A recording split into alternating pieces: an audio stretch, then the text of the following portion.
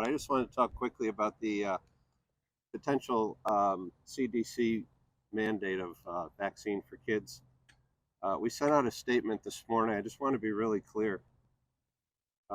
Laura and I don't believe in mandating the COVID vaccine. I believe in the efficacy of vaccines. I've got the vaccine. My kids have the vaccine. I've got the booster. I think you do as well.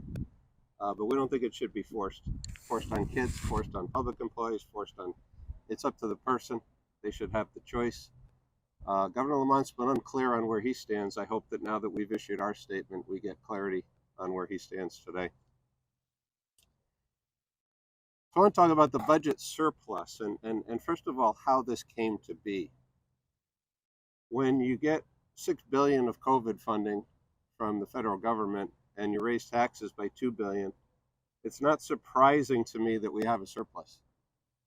I think what people need to realize is that $6 billion, that was not monopoly money falling from the sky. That was our tax dollars. That was our federal tax dollars. So really, what we have is a bit of a shell game where they took money from the federal, they moved it over to cover the state deficit, and now it's sitting in a bank account up in Hartford. Laura and I feel we should give it back, half of it back. Governor Lamont got up this morning, looked in the mirror, and has $6 billion sitting in the bank, and people across Connecticut, many can't afford to fill their oil tanks full. We were in New Haven a few weeks ago outside of a drugstore I used to ride my bike to. Man comes up, he said, I don't know whether to go into that pharmacy and buy prescription drugs and not feed my family tonight, or to skip the essential drugs I need and feed my family tonight. We've been doing bus tours. I was in Waterbury a couple Saturdays ago, sitting with a really nice couple, just talking about what's going on. They got up, they said, I'm sorry, we have to go. I said, where are you going? He said, well, you know what? The man said, I'm 65. I thought I'd be retired by now, but I got to go to work today, my third job, just to pay for the rent and the increase in utilities and the increase in car taxes. It shouldn't be that way in Connecticut, particularly when we're sitting with a $6 billion budget surplus. Governor Lamont calls my position reckless. Governor Lamont has a habit of following what other governors do. When Governor Cuomo put infected patients into nursing homes, he followed right along. When the governors around New England wanted to put a climate change tax on gas, he followed right along.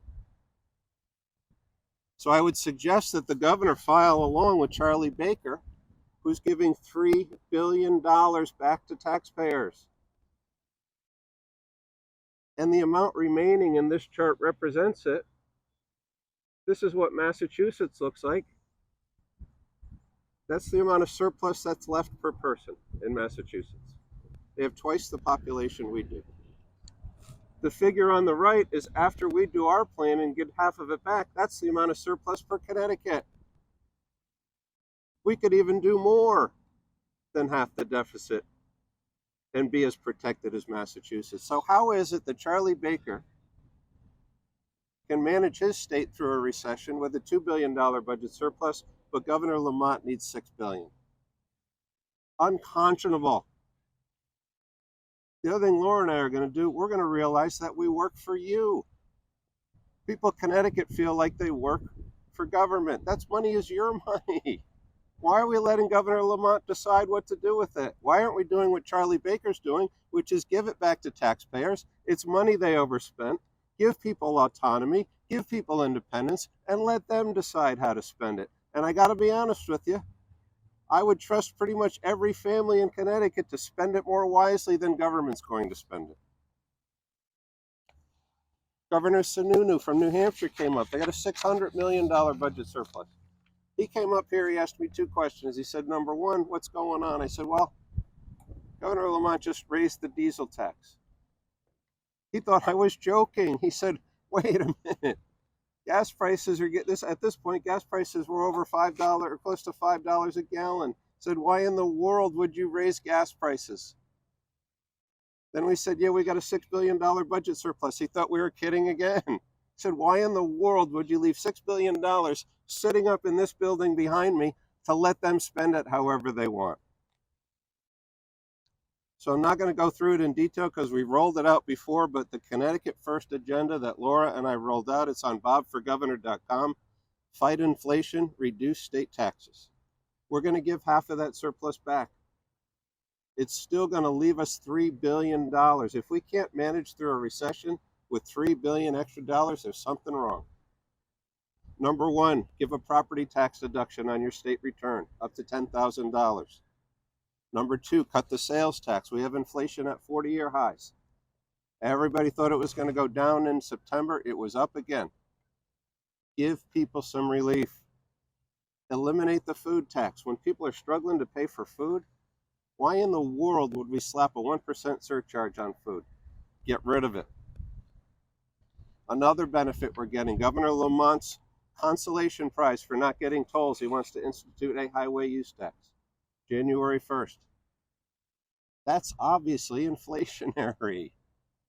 The trucking companies aren't going to absorb that. You know what they're going to do? They're going to slap that tax onto what's sitting in the back of the truck. And those groceries and whatever you buy is going to be even higher. Eliminate the bottom 200 taxes. They generate less than 0.25% of the revenue of Connecticut. Things like the hypnotist registration fee. Why in the world, with all the issues Connecticut has right now, are we tracking down hypnotists to get their whatever it is to pay for the registration fee? And the corruption tax. You saw the state pier, right? $230 million over budget, 230 to 250. The last time they adjusted it, they said, trust us, this is the last time. I know we've lost credibility on this, but this is it. We're never going to raise it again.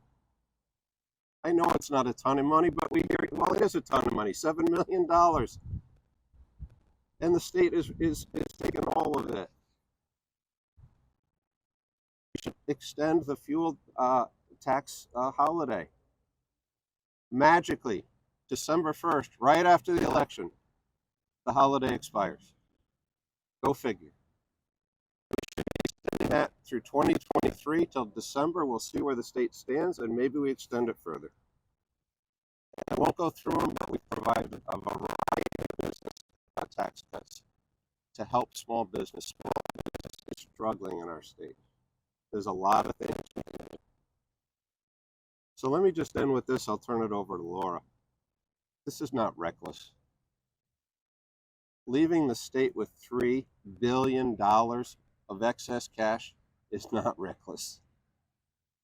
It's obviously reckless to not do it. And when you got people out there struggling to pay their bills, and you get up in the morning and you know you're sitting on $6 billion, that's reckless. We need to give it back to taxpayers. Laura and I are going to put taxpayers first. We work for taxpayers. It's not our money, it's your money. And when we have too much of it, we're going to give it back to you. That's what we should do. With that, I will turn it over to my running mate and good friend, Laura Devlin. Thank you. You know, Bob really outlined quite well with Massachusetts and both New Hampshire, recognizing that it is time to return much of their surplus back to the taxpayers who created that surplus to begin with. Connecticut needs to do the same thing. And, you know, for months, we are out every single day talking to the people in this state, and they are feeling the crush of the policies that Governor Lamont and the Democrats in charge here have put in place to make a decision between heating your home, buying medicine, buying food. These are serious issues.